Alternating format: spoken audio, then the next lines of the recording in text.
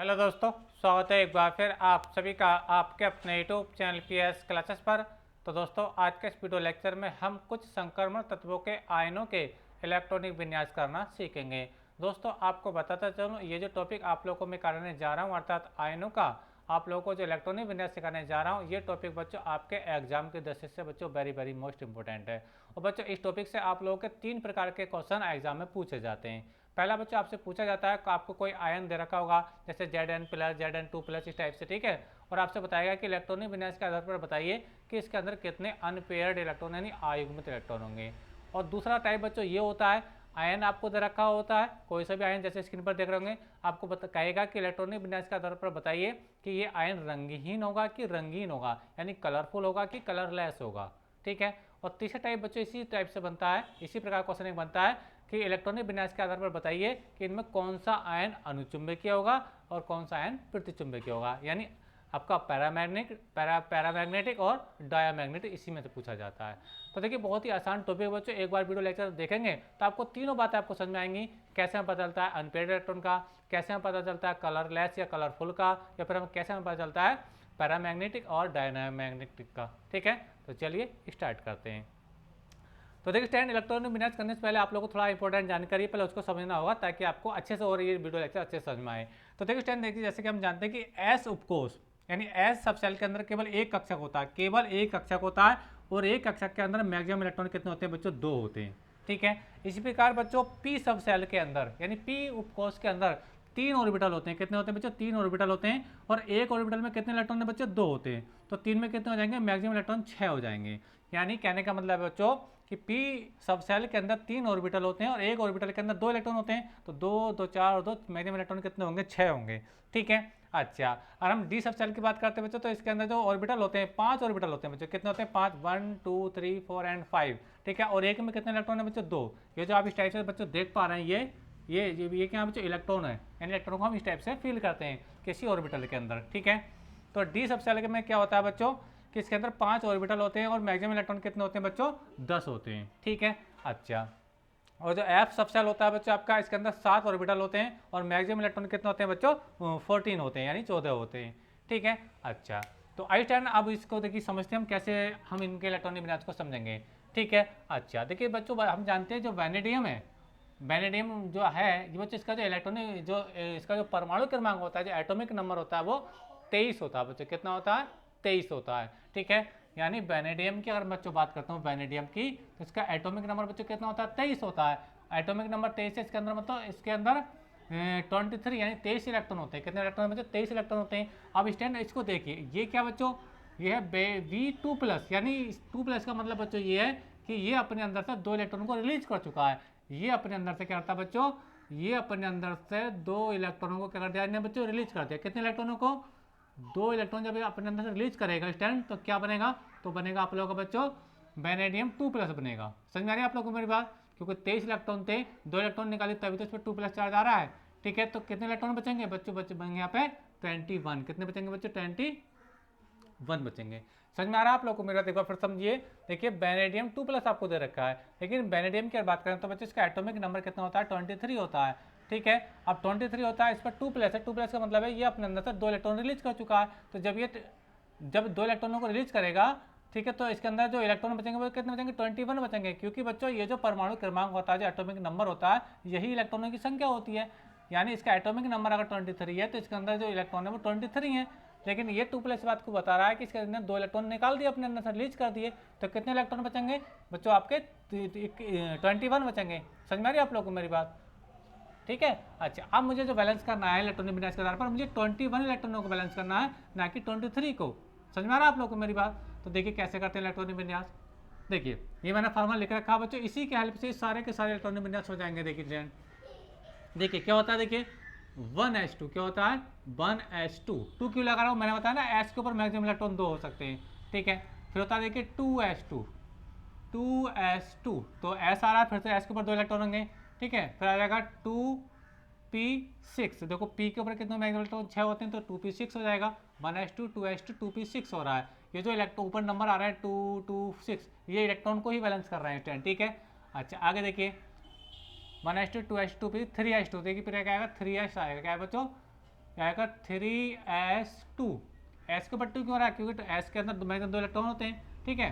अच्छा फिर आता है बच्चों 3p, ये हो जाएगा 3p6 हो जाएगा, कितना हो जाएगा बच्चों 3p6 हो जाएगा, ठीक है। अच्छा इलेक्ट्रॉन है कितने देखिए 21 है, कितने हो गए 2 और 2 4 और 6 10 और 2 12 और 6 18 हो गए, क्योंकि 21 है ना, अभी 3 बचे हैं, तो आ जाएगा बच्चों आप क्या आएगा 3p का आपको बच्चों 3d, तो आ जाएगा 3d कितने हो गए, देखो 21 है, ये 18 यहाँ तक हो गए, तो ये बच्चों आपका 3 बचा, कितना बचा बच्चों 3, 3d3 हो जाएगा, कितना हो जाएगा बच्चों 3d3।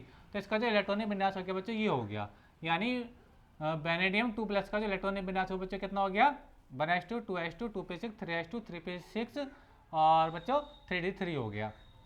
अच्छा अब देखिए स्टैंड, इनको काउंट करके देख लो, 2 और 2 4 और 6 10 और 2 12 और 6 18 18 3 21, देखो 21 पूरा बैलेंस हो रहा है, ठीक है। समझ में आ रहा है आप लोग को मेरी बात। अच्छा अब देखिए स्टैंड, ये तो इसका मैंने इलेक्ट्रॉनिक विन्यास कर दिया, अब आपसे ये पूछा जाए कि इसके अंदर कितने आयुग्मित इलेक्ट्रॉन होंगे, इसके अंदर कितने अनपेयर्ड इलेक्ट्रॉन होंगे, ठीक है, उसको समझिए। तो देखिए लास्ट में 12वीं कक्षा में कौन सी कक्षा आ रही है 3D कक्षा आ रही है, कितने बजे 3D। अब देखिए 3D सेल को बनाइए, 3D हम जब सब सेल को बनाएंगे तो देखिए स्टैंड जैसा कि हम लोग जानते हैं, समझिए मेरी बात को ध्यान से समझिए, देखिए स्टैंड तो 3D हो गया, कितने ऑर्बिटल होते हैं देखो डी के अंदर 5 ऑर्बिटल, तो 5 ऑर्बिटल बनाइए 1 2 3 4 5 1 2 3 4 5 हो गए। देखो कितने इलेक्ट्रॉन इसके अंदर 3 1 2 3। तो बच्चों इसके अंदर देखो जोड़ा किसी का नहीं बन रहा, देखो यहाँ पे जोड़ा बनकर दिखाया मैंने, लेकिन यहाँ पे किसी का जोड़ा नहीं बन रहा, तो बच्चों इसके अंदर क्या होंगे 3 आयुग्मित इलेक्ट्रॉन होंगे, यानी अनपेयर्ड इलेक्ट्रॉन कितने होंगे इसके अंदर, अनपेयर्ड जो इलेक्ट्रॉन होंगे बच्चों कितने होंगे 3 होंगे, कितने होंगे बच्चों 3 होंगे। अच्छा अनपेयर्ड इलेक्ट्रॉन पता चल गया 3 होंगे, ठीक है।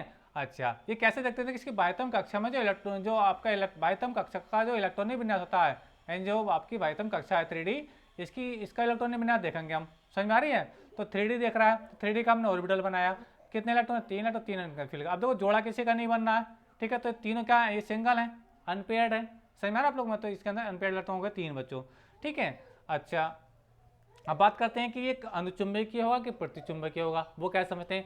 अगर बच्चों किसी आयन के अंदर अगर अनपेयर्ड इलेक्ट्रॉन होते हैं, जैसे इसके अंदर 3 है, तो क्या होगा ये अनुचुंबकीय होगा, तो क्या होगा बच्चे ये होगा बच्चों अनुचुंबकीय। कैसा होगा ये अनुचुंबकीय, यानी ये पदार्थ जो होगा चुंबकीय और क्या होगा आकर्षित होगा, ठीक है। अच्छा अब बात करें रंगीन होगा कि रंगीन होगा, ठीक है, तो बच्चों ये कलरफुल होगा, क्या होगा कलरफुल। बच्चों जिसके अंदर अनपेयर्ड इलेक्ट्रॉन होते हैं, जिस आयन के अंदर अनपेयर्ड इलेक्ट्रॉन होते हैं बच्चों कलरफुल होता है, क्या होता है कलरफुल यानी रंगीन होता है, तो ये रंगीन भी होगा, क्या होगा बच्चों यहाँ लिख देता हूँ, ये होगा बच्चों रंगीन। समझ में आ रही है आप लोग, मैं तो 3 बात आपको बता ली, इलेक्ट्रॉनिक विन्यास करा हमने, इसके बाह्यतम कोश का इलेक्ट्रॉनिक विन्यास लिखा, हमने देखा कितने अनपेयर्ड इलेक्ट्रॉन 3 है, तो ये हमने लिखा। जिस आयन के अंदर अनपेयर्ड इलेक्ट्रॉन होते हैं वो क्या होता है बच्चों अनुचुंबकीय होता है, ठीक है। और अनपेयर्ड इलेक्ट्रॉन वैसे क्या होता है ये आपका रंगीन होता है यानी कलरफुल होता है।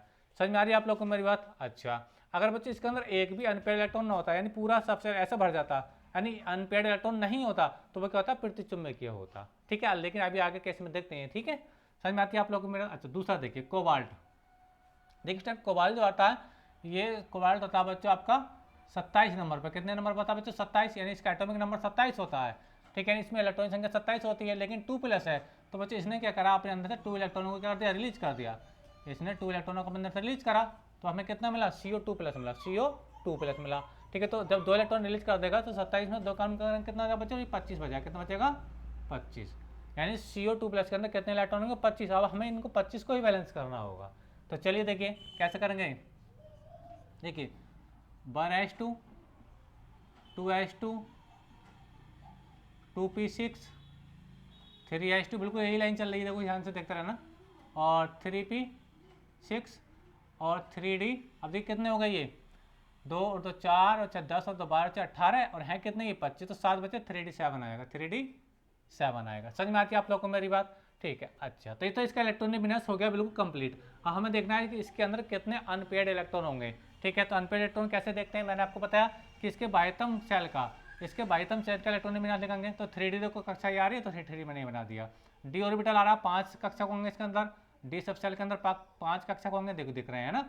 अब कितने इलेक्ट्रॉन इसके अंदर बच्चों 7 इलेक्ट्रॉन है, कितने इलेक्ट्रॉन है 7, तो देखिए 1 2 3 4 5 6 और ये 7, ये तरीका भरने का, पहले सिंगल सिंगल सम आएगा फिर डबल डबल आएगा, समझ में आ रही है। और देखिए एक दूसरे का अपोजिट रहता है, इसका ये ऐसा और ये बिल्कुल जस्ट उल्टा होता है, ध्यान रखना है। समझ में आ रही है आप लोगों को मेरी बात?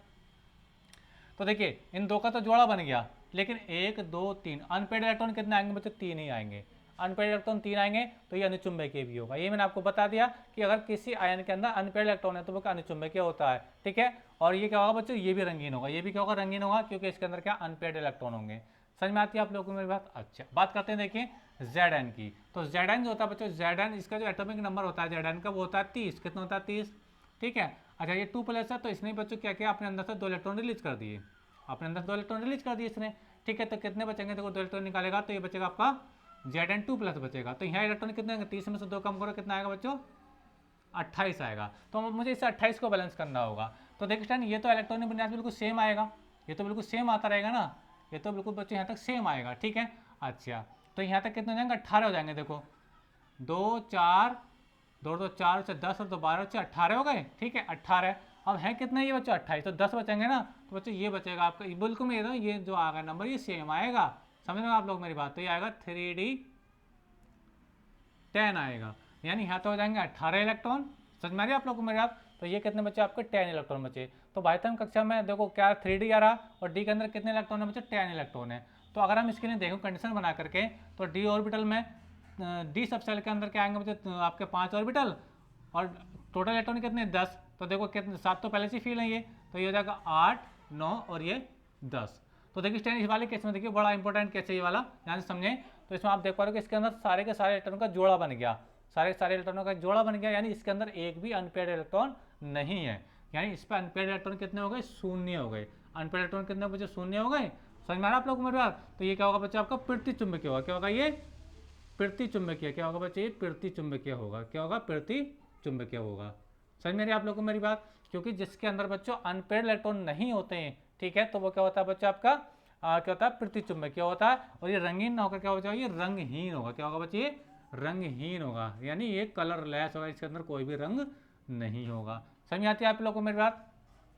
तो अभी तक हम जो पढ़ रहे थे उन वाले दोनों केसों में क्या थे? अनपेड इलेक्ट्रॉन आ रहे थे, जिसके से वो अनुचुंबकीय भी थे और ये रंगहीन भी थे। लेकिन इस वाले केस में Zn2+ में हमने देखा इसका बाह्यतम कोश का इलेक्ट्रॉन बिना देखा 3d10 आ रहा है, यानी 10 इलेक्ट्रॉन आ रहे हैं इसके बाह्यतम शेल में। तो 10 हमने फिल करके देखे, तो कोई भी अनपेड इलेक्ट्रॉन नहीं बना, यानी कोई भी इलेक्ट्रॉन ऐसा नहीं है जिसका जोड़ा ना बना हो, सबका जोड़ा बना। तो अनपेड इलेक्ट्रॉन कितने हो बच्चों? 0। तो जब जिसके अंदर अनपेड इलेक्ट्रॉन नहीं होते हैं वो क्या होता है बच्चों? आपका प्रतिचुंबकीय होता है। जो प्रतिचुंबकीय होता है बच्चों वही क्या होता है? रंगहीन होता है। तो आई होप क्या तो समझ में अच्छे से आ गया होगा कि ऐसे हम देखते हैं इस चीज़ को। चलिए अब नेक्स्ट बात करते हैं। देखिए नेक्स्ट कितना? देखिए Fe3+ है, Fe3+। तो देखिए Fe का जो Fe का बच्चों बात करते हैं तो इसका जो एटॉमिक नंबर होता है 26 होता है, यानी इसके अंदर जो होते हैं 26 इलेक्ट्रॉन होते हैं। लेकिन 3+ है, तो बच्चों 3+ है तो अपने अंदर से इसने 1 इलेक्ट्रॉन रिलीज कर दिया है। अब ये अपने अंदर से 1 इलेक्ट्रॉन रिलीज करेगा इस टाइप से, तो इलेक्ट्रॉन कितने बचेंगे इसके बचेंगे बच्चों? 25। कितने बचेंगे? 25 बचेंगे बच्चों। कितने बचेंगे? 25। देखो 26 होते हैं, नहीं 3 इलेक्ट्रॉन रिलीज करें, माफ कीजिएगा 3 3, तो 3 यहाँ से निकालने पड़ेंगे, तो 3e कर देते हैं, ठीक है। अब 26 में 3 कम करिए तो कितना बचेगा? 26 में बचे 23 बचेगा। कितना बचेगा? 23 बचेगा। समझ में आ रहा है आप लोगों को मेरी बात? फिर समझिए Fe का इलेक्ट्रॉनिक विन्यास होता है, देखिए Fe का जो एटॉमिक नंबर होता है 26 होता है, यानी इसके अंदर 26 इलेक्ट्रॉन होते हैं, ठीक है। अच्छा 3 इलेक्ट्रॉन इसने रिलीज कर दिए क्योंकि 3+ इस पर आ रहा है, तो बच्चे कितने? 26 में 3 का होगा बच्चे 23 बचेंगे, ठीक है। अब इसका इलेक्ट्रॉन विन्यास कर लीजिए, बिल्कुल करिए। तो देखिए यहाँ तक तो ये सेम आएगा, यानी 3 से देखो यहाँ तक तो ये लाइन बिल्कुल सेम आएगी, ये वाली लाइन बिल्कुल सेम आएगी। और ये 18 इलेक्ट्रॉन जाएंगे। कितने जाएंगे बच्चे? 18 इलेक्ट्रॉन जाएंगे। लेकिन अब है कितने ये बच्चों? 23 हैं, तो कितने बचेंगे? 5 बचेंगे। कितने बचेंगे? 5। तो देखिए ये आएगा 3d5 आएगा। कितना आएगा? 3d5 आएगा। देखो यहाँ तक आ जाएंगे आपका, देखो 2 और 2 4 से 10 और 2 12 से 18, तो 18 तो आ जाएंगे यहाँ तक। समझ में आ रहा है आप लोग को? अब बच्चे है कितने हैं बच्चों? 23। कभी 5 बचेंगे तो 3d5 आ जाएगा। समझ में आ रहा है आप लोग को मेरी बात? अच्छा अब देखिए इसके अंदर 5 इलेक्ट्रॉन आएंगे, तो 5 इसके अंदर से कम कर दो, 5 इसके अंदर से कम करो। तो जब 5 को कम करेंगे तो ये कंडीशन रह जाएगी, तो 3d5 है ना, तो 1 2 3 4 5 इलेक्ट्रॉन आ गए। तो अनपेड इलेक्ट्रॉन कितने? तो अनपेड इलेक्ट्रॉन हो गए बच्चे इसके अंदर 5। कितने हो गए? 5 हो गए। समझ में आ रही है आप लोग मेरा? अब देखिए अनपेड इलेक्ट्रॉन है तो ये क्या होगा? अनुचुंबकीय होगा। क्या होगा बच्चे? ये अनुचुंबकीय होगा। ये बात आपको समझ में आई? मैं आपको बता रहा था जिसके अंदर अनपेड इलेक्ट्रॉन होते हैं वो अनुचुंबकीय होता है। और यही क्या होगा बच्चों? यही क्या होगा बच्चे? आपका रंगीन भी होगा। क्या होगा? रंगीन, यानी ये कलरफुल होगा। समझ में आती है आप लोग को मेरी बात? अच्छा तो यहाँ तक आपको अच्छे समझ में आ गया इस टाइम, ठीक है। अच्छा आगे बात करते हैं, देखिए Cu प्लस की, Cu प्लस की इसको हटा दें, देखिए समझ में आ रहा है आप लोग अच्छे से। तो देखिए स्टैंड, देखिए Cu, अब Cu का जो एटॉमिक नंबर होता है बच्चों 29 होता है, यानी इसके अंदर जो होते हैं बच्चों 29 इलेक्ट्रॉन होते हैं। लेकिन Cu प्लस है, यानी इसने एक इलेक्ट्रॉन अपने अंदर से क्या करता है बच्चों, एक इलेक्ट्रॉन अपने अंदर से रिलीज कर दिया। तो इसके अंदर इलेक्ट्रॉन कितने बचेंगे बच्चों, बचेंगे 28, कितने बचेंगे 28 बचेंगे, कितने बचेंगे 28 बचेंगे। समझ में आ रहा है आप लोग मेरा।